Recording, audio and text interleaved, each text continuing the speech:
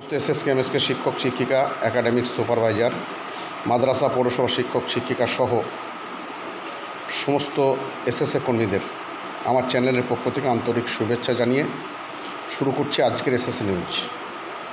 আজকে আমার প্রতিবেদনের মূল বিষয় মে 2025 মাসের সাম্মানিক। ইতিমধ্যেই প্রতি মাসের ন্যায় এ মাসেও বিভিন্ন জেলা থেকে শিক্ষকদের অনবরত ফোন আসতে শুরু করেছে। যদিও আমি বারবার এই বিষয়টি অনুরোধ আকারে বলেছিলাম যে সাম্মানিক এর বিষয় নিয়ে আমি প্রতি মাসেই আপডেট দিয়ে থাকি, সেটা দিয়ে দেব। তো অহেতুক অতিরিক্ত ফোন করবে না বিশেষ প্রয়োজন ছাড়া। তা সত্ত্বেও অনেকেই ফোন করছেন। যাই হোক, তো সকলের ফোন হয়তো ধরা সম্ভব হচ্ছে না, কেউ কিছু মনে করবেন না। এবার আসি আসল কথাই, যে মে মাসের সাম্মানিকের কী খবর। ইতিপূর্বে আমি বলেছিলাম যে যেহেতু আগামী 7ই জুন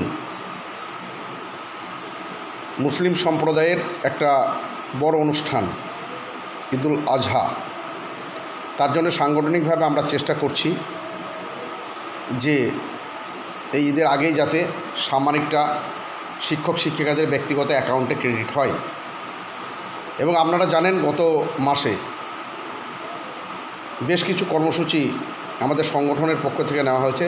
আমাদের সংগঠন বলতে যে সংগঠন একটা তৈরি হয়েছে, বিভিন্ন সংগঠন আছে, কিন্তু সমস্ত সংগঠনকে ঐক্যবদ্ধভাবে এসএসএম কর্মীরা যে সমগ্র শিক্ষা বাঁচাও নামক সংগঠন তৈরি করে 23 এপ্রিল একটা বৃহৎ সমাবেশ করেছিল।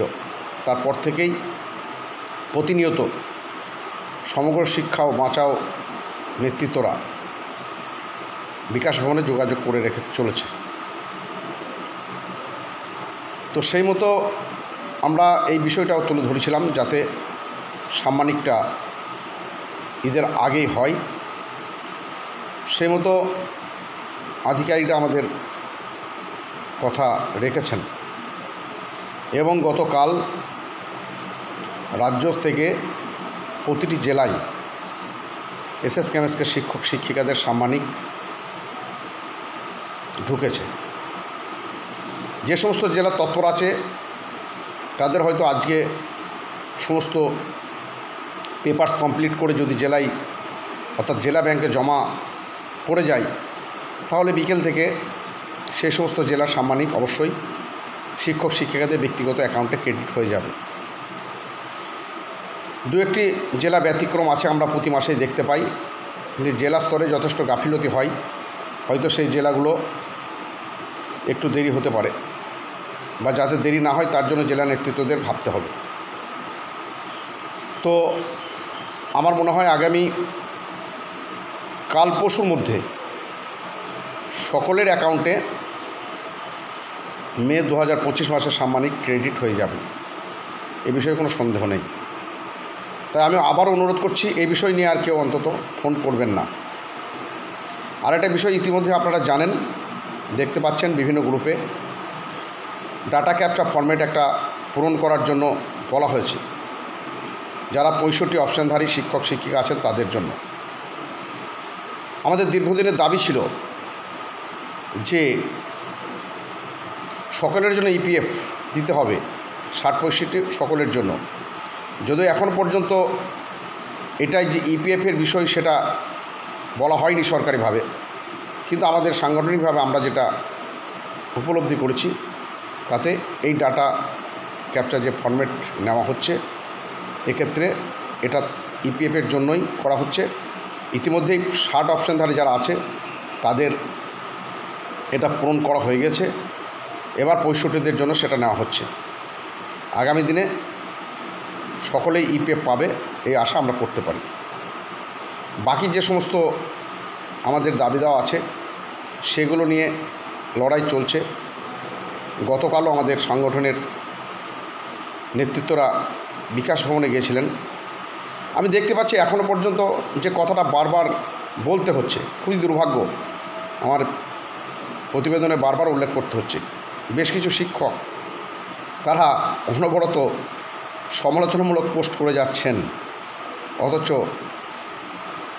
তারা সেই এক কথায় বলতে গেলে নিকর্মার ঢেকি, কোনো কাজের নয়, কোনো কাজ করতে জানেও না, কাজ করতে পারেও না, কাউকে কাজ করার উৎসাহ দেওয়াও তাদের যোগ্যতা নেই। এর আগেই বলেছিলাম একদিন যে কোনো কাজ করতে গেলে একটা যোগ্যতার প্রয়োজন হয়, কিন্তু কোনো সমালোচনা করার জন্য যোগ্যতার প্রয়োজন হয় না, অযোগ্যরাই সেটা বেশি পারে। তাই আমি বলতে চাই যে সমালোচনা নয়, নিজেদের আত্মসমালোচনাটা আগে করুন। যে সমগ্র শিক্ষার বঞ্চিত, লাঞ্ছিত, শোষিত, নিপীড়িত এই শিক্ষকদের আমরা কি করছি, যারা সমালোচনা করছে তাদের উদ্দেশ্যে বলছি, সেটা একটু ভাববেন। যেটুকুই হচ্ছে, যাই হচ্ছে, জেনে রাখবেন সংগঠনের চাপেই হচ্ছে।